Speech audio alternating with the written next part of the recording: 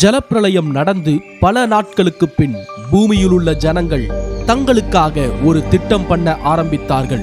அவர்கள், நாம் பூமியின் மீதெங்கும் சிதறி போகாதபடிக்கு நமக்கு ஒரு நகரத்தையும் வானத்தை அளவும் சிகரமுள்ள ஒரு கோபுரத்தையும் கட்டி நமக்கு பேர் உண்டாக பண்ணுவோம் வாருங்கள் என்று சொல்லிக் கொண்டார்கள். தேவன் உருவாக்கிய உலகம் முழுவதும் அவர்கள் பரவி வாழ வேண்டும் என்று அவர் விரும்பினார். ஆனால் மனிதர்களோ அவருடைய விருப்பத்திற்கு மாறாக நடந்து கொண்டார்கள். ஆகையால் தேவன் ஒரு விசேஷமான காரியத்தை செய்தார். அவர்கள் பாஷைகளை தேவன் தாறுமாறாக்கினார். தேவன் அவர்களுக்கு புது புது பாஷைகளை கொடுத்தார். ஒரே பாஷையை பேசினவர்கள் ஒரு கூட்டமாய் பிரிந்து போனார்கள். ஒருவேளை வேறு பாஷைகள் பேசினவர்களை புரிந்து கொள்ள முடியாததால் பயப்பட்டிருக்கலாம். இப்படியாகத்தான் தேவன் ஜனங்களை பல பல நாடுகளை நிரப்பும்படி செய்தார். அவர்கள் விட்டு சென்ற பட்டணத்திற்கு பாபேல் என்று பெயர். அதனுடைய அர்த்தம் குழப்பம் என்பதாகும். பல வருடங்களுக்கு பின் கல்தேயர் வாழும் ஊர் என்னும் பட்டணத்தில் உள்ள மனுஷனாகிய ஆபிராம் என்பவனிடத்தில் தேவன் பேசினார். அவனிடம், நீ இந்த இடத்தை விட்டுவிட்டு நான் காண்பிக்கிற தேசத்துக்கு போ என்றார் தேவன். ஆபிராம் கீழ்ப்படிந்தான். தேவன் அவனை கானானுக்கு வழி நடத்தினார். அவனுடைய மனைவியாகிய சாராயும் மருமகன் லோத்தும் உடன் சென்றார்கள். கானான் தேசத்தில் ஆபிராமும் லோத்தும் மிகவும் ஐஸ்வர்யவான்களானார்கள். அவர்களிடம் பெரிய கால்நடை கூட்டம் காணப்பட்டது. ஆனால் அந்த கூட்டத்திற்கு தேவையான மேய்ச்சல் நிலம் காணப்படவில்லை. லோத்தினுடைய மேய்ப்பர்கள் ஆபிராமுடைய மேய்ப்பர்களுடன் சண்டையிட்டார்கள். ஆபிராம் தங்களுக்குள் சண்டை வேண்டாம் என நினைத்தான். ஆதலால் அவன் லோத்தை பார்த்து, உனக்கு தேவையான மேய்ச்சல் பகுதியை முதலில் தெரிந்தெடுத்துக்கொள் என்று சொன்னான்.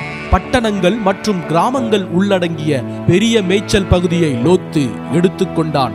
அது பார்க்க அருமையாயிருந்தது. ஆனால் அந்த பட்டணங்களோ கொடுமையான பட்டணங்கள். பின்பு தேவன் ஆபிராமோடே பேசினார். நான் கானான் தேசத்தை உனக்கும் உன் பிள்ளைகளுக்கும் என்றென்றைக்கும் கொடுப்பேன். தேவன் சொல்லும் இந்நிலையில் ஆபிராமுக்கும் சாராய்க்கும் பிள்ளைகள் இல்லாதிருந்தது. அப்படியானால் தேவன் இந்த வாக்குத்தத்தத்தை எப்படி நிறைவேற்றுவார்? பின்பு ஒரு நாள் தேவனிடத்திலிருந்து வந்த 3 மனிதர்கள் ஆபிராம் மற்றும் சாராயிடத்திற்கு வந்தார்கள்.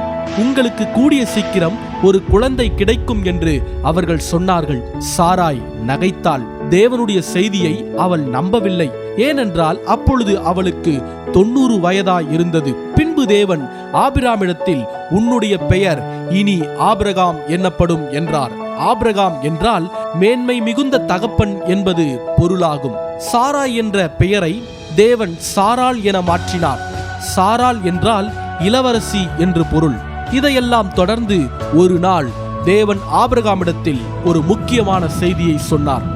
அதாவது சோதோம் கொமோரா என்ற கொடுமையான 2 பட்டணங்களை தான் அழிக்கப் போவதாக ஆபிரகாமுக்கு தேவன் சொன்னார். லோத்து தன்னுடைய குடும்பத்துடன் சோதோமிலே வாழ்ந்து வந்தான். இதை கேட்டபோது ஆபிரகாம் தேவனிடத்தில் போராடி ஜெபித்தான். தேவனுடைய எச்சரிப்பின் வார்த்தை வந்தபோது லோத்து அதை நம்பினான். ஆனால் அவனுடைய மகள்களின் புருஷர்கள் நம்பவில்லை. சோதோமை விட்டு செல்ல மறுத்தார்கள். லோத்தும் அவனுடைய 2 குமாரத்திகள் மாத்திரம் பாதுகாப்பான இடத்திற்கு சென்றார்கள். கொடூரமான அந்த பட்டணங்களின் மேல் அக்கினியும் கந்தகமும் விழுந்தது. அந்த நேரத்தில் மிகவும் துக்கமான நிகழ்வு ஒன்று நடந்தது. லோத்தின் மனைவி தேவனின் எச்சரிப்பை நம்பாமல் அதை மீறி திரும்பி பார்த்தால் உப்பு தூணாய் மாறிப்போனாள். இது ஒரு புறம் நடந்து முடிய சில காலம் கழித்து தேவன் ஆபிரகாமுக்கும் சாராளுக்கும் கொடுத்த வாக்குத்தத்தத்தை காப்பாற்றினார். அவர் சொன்னபடியே அவர்களுடைய வயதான காலத்திலே ஒரு குழந்தை பிறந்தது. அவனுக்கு ஈசாக்கு என்று பெயரிட்டார்கள். ஈசாக்கு பிறந்தபோது அவர்கள் எவ்வளவு சந்தோஷப்பட்டார்கள் தெரியுமா?